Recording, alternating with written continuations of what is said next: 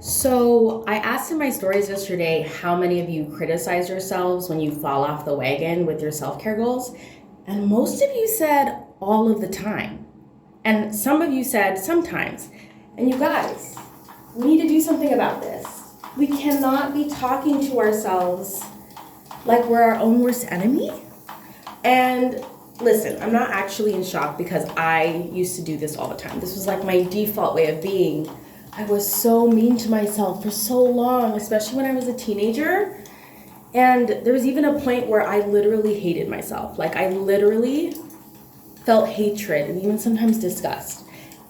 And it's really sad because we really should be our own best cheerleader, our biggest advocate.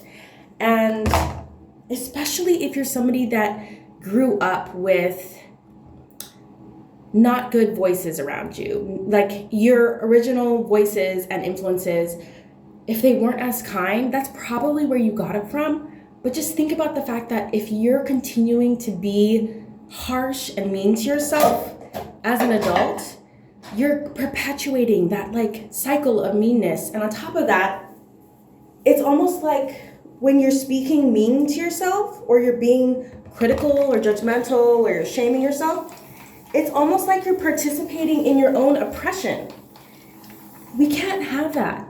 We need to be our biggest cheerleaders. We cannot participate in society's cruel, mean, messed up expectations of women, and especially not of moms. Like, we cannot keep this up. We have to be kinder to ourselves.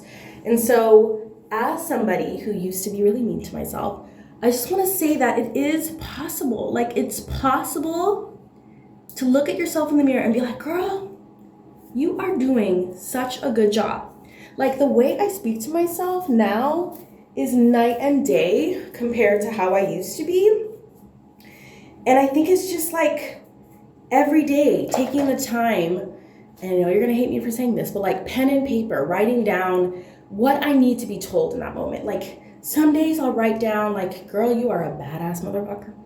Sometimes I'll be like, Mia, I'm so proud of you. Look at how you handled that. Look at how you set that boundary at work. Look at how you handled that tough parenting moment. Like every day, I'm not even kidding you, you can look at the Post-it notes on my desk covered in positive things and affirmations, and I'm just reparenting myself every day, and I just encourage you to try it. It really does work, and we need to do this, especially if you grew up without people speaking kindly to you. This is essential for your healing, okay?